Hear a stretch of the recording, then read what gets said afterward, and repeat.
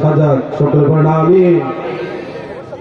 আমন্ত্রিত অতিথিবৃন্দ, মঞ্চে বসা ওলামায়ে কেরাম, সামনে বসা কোরআন প্রেমিক, ইসলাম প্রেমিক, আল্লাহ এবং রাসূল প্রেমিক মুসলমান ভাইরা, পর্দার অন্তরালে সম্মানিতা শ্রদ্ধা মা এবং বোনেরা, সকলকে নিয়ে মহান মনিব আল্লাহ রাব্বুল আলামিনের দরবারে শুকরিয়া আদায় করি যে মহান মনিব আমাদেরকে কোরআন শোনার জন্য, না অন্য কোনো উদ্দেশ্য আছে?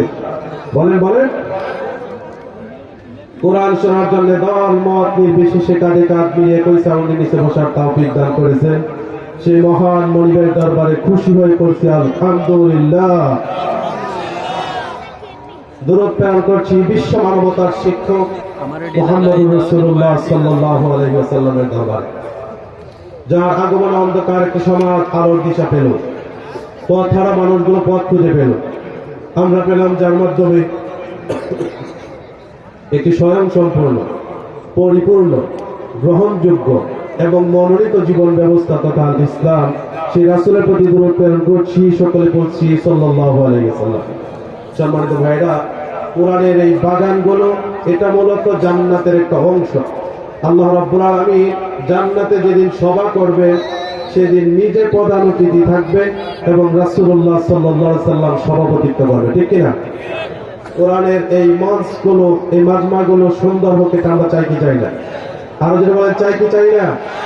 এই মানুষগুলো আশেপাশে দাঁড়িয়ে আছে, ঘোরাফেরা করতেছে, তারা যদি এখানে বসে যায় তাহলে হয়তো মাজমাটা আরো সুন্দর হবে।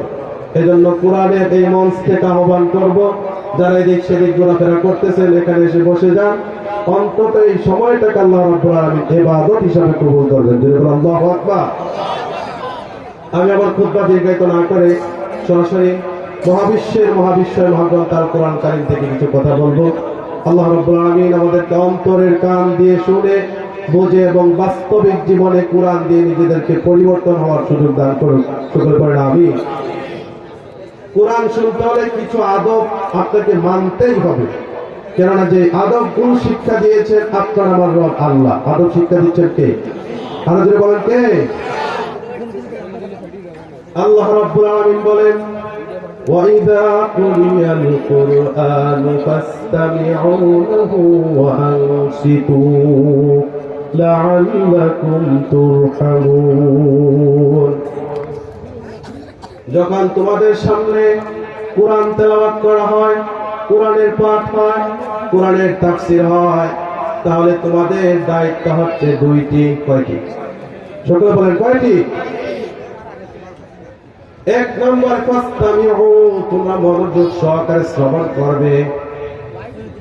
এখানে অনেক আলেম ওলামারা আছে, আরবিতে ইসমাউ মানে তোমরা শ্রবণ করো, সামিআ ইয়াসমাউ মানে শ্রবণ করা, আর ইসতামা ইয়াসতামাউ মানে মনোযোগ সহকারে শ্রবণ করা।